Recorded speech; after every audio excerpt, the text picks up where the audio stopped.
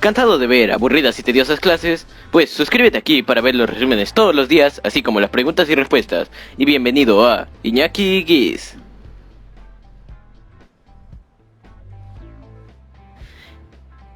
Y ya, sin nada más que decir, comenzaremos con las clases del día de hoy. La primera clase que veremos será la clase de ciencias, titulada ¿Cuáles son las propiedades de las sustancias que neutralizan la acidez estomacal? Y el resumen dice así: en la vida cotidiana se presentan situaciones en las que es importante regular la acción de los ácidos y las bases en diferentes sistemas. Por ejemplo, la alteración de la acidez estomacal puede evitarse con determinadas sustancias. Habrás notado el sabor ácido que tienen algunos alimentos, como quesos, bebidas, especialmente refrescos o salsas.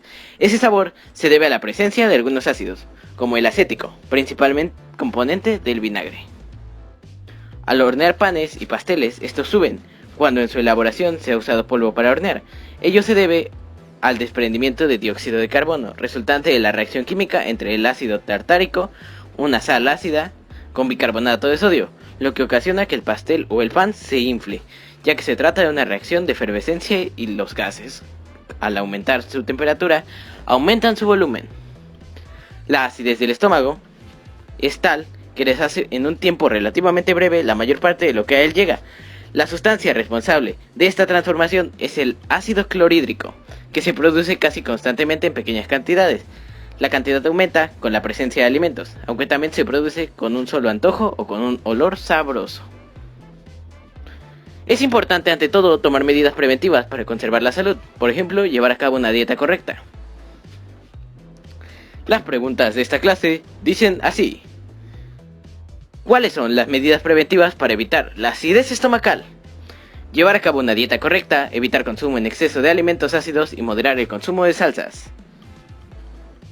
¿Qué propiedades presentan los antiácidos? Son sustancias que tienen la capacidad de neutralizar o bloquear los ácidos producidos por las células del estómago, es decir, ayudan a tratar la acidez estomacal. ¿Cuáles son las características de una dieta correcta? Usar como base el plato del buen comer, ser completa, variada, inocua, adecuada y equilibrada.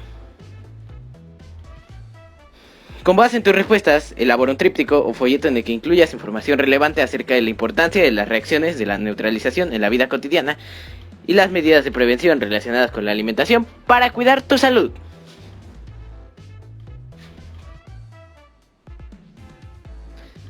La siguiente clase, ya resumida, que veremos el día de hoy será la de historia, titulada Un movimiento estudiantil de 1968 y su influencia. Y el resumen dice así: un tema fundamental en la historia de México que tuvo repercusiones en la vida política y democrática del país es, sin duda, el movimiento estudiantil de 1968. La década de 1960 fue crucial en la historia del mundo. Se recuerda sobre todo como la década de la rebeldía juvenil. Los jóvenes querían cambiar a la sociedad, las costumbres y los valores para tener más libertades. Los jóvenes criticaron el modelo capitalista, es decir, la sociedad de consumo.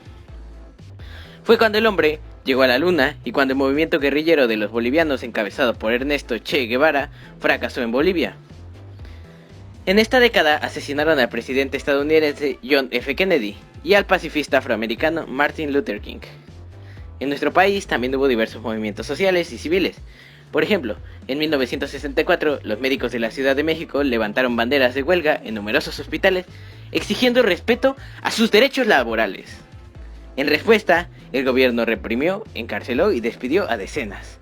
Además, en 1966, estudiantes de Michoacán realizaron manifestaciones. Al año siguiente, en 1967, estudiantes de Sonora también llevaron a cabo múltiples protestas.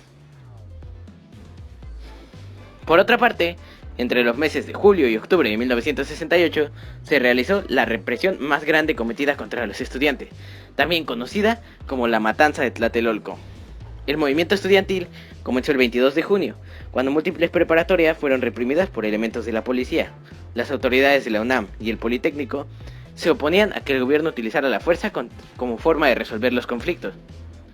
Pero la falta de espacios democráticos y la constante represión del gobierno de Gustavo Díaz Ordaz movilizaron a los estudiantes. El gobierno se negó a dialogar con ellos, ya que los consideraba revoltosos y los acusaba de ser comunistas.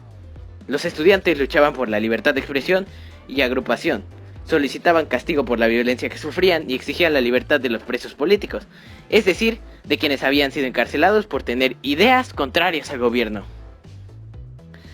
Pero ninguna de sus peticiones fue atendida por el licenciado Gustavo Díaz Ordaz, entonces presidente de la República. La música fue un instrumento central en la movilización estudiantil. Mitines, asambleas, discusiones en las escuelas, en las guardias, los estudiantes hicieron de ella un instrumento de protesta. En una manifestación realizada en Tlatelolco el 2 de octubre, un grupo secreto de represión llamado Batallón Olimpia abrió fuego contra los estudiantes. Las preguntas de esta clase dicen así: ¿qué crees que trataban de expresar los estudiantes?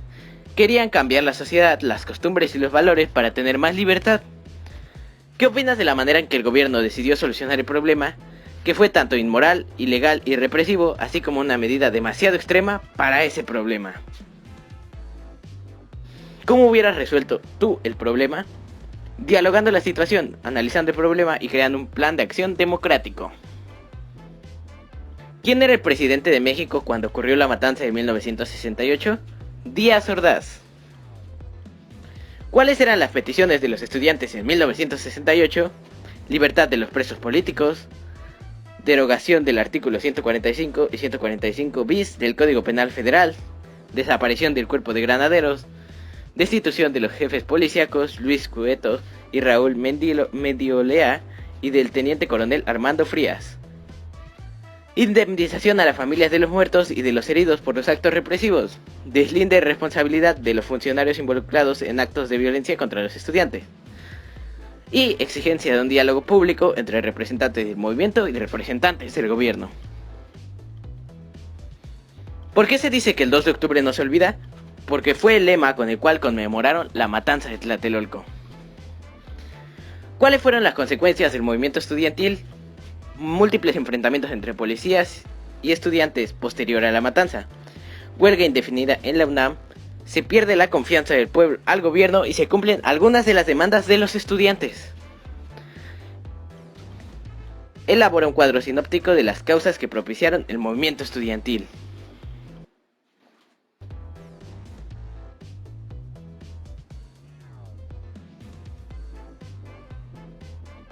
Y ya para finalizar el día de hoy, continuaremos con la clase de matemáticas, titulada Llenado de recipientes. Y nuestro resumen de la clase de matemáticas dice así: algunos fenómenos que no necesariamente siguen un patrón definido o una fórmula única dan lugar a gráficas por secciones. Por ejemplo, en una parte se puede tener una sección recta y en otra una curva, o bien las líneas rectas pueden tener diferentes inclinaciones. Para construir gráficas por secciones, primero se deben determinar la región sobre el eje horizontal del plano cartesiano, en que se define la primera parte de la gráfica. Luego se tiene que localizar el punto donde inicia y termina la gráfica. Y por último se tendrá que repetir el procedimiento para otras regiones. El resultado final será una gráfica a trozos o por secciones. Por ejemplo, si tenemos una llave de agua que está llenando un recipiente rectangular y esta arroja la misma cantidad de agua por minuto a la cantidad de agua arrojada por minuto, le llamaremos nivel de agua. Y a la razón de cambio del nivel de entrada respecto al tiempo le llamaremos tiempo de llenado. La gráfica obtenida resultará en una línea recta que pasará por el origen. Esto significa que la razón de cambio del nivel de agua con respecto al tiempo es constante.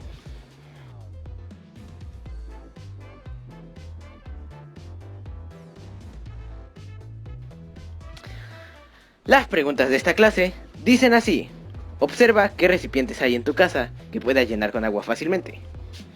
¿Cómo serían las gráficas de su llenado? Lineales por pedazos, ya que ninguna es totalmente recta.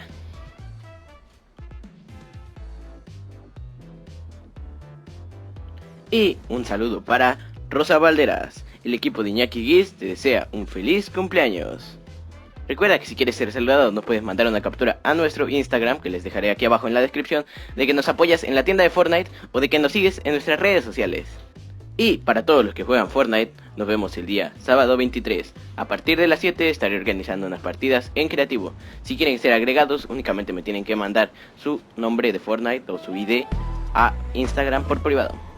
Y eso ha sido todo por el día de hoy. Si te gustó el video, no olvides suscribirte y darle like. Si crees que le puede ser útil a alguien más, recuerda compartirlo. Nos apoyas mucho si ves los videos completos. Muchas gracias y hasta la próxima.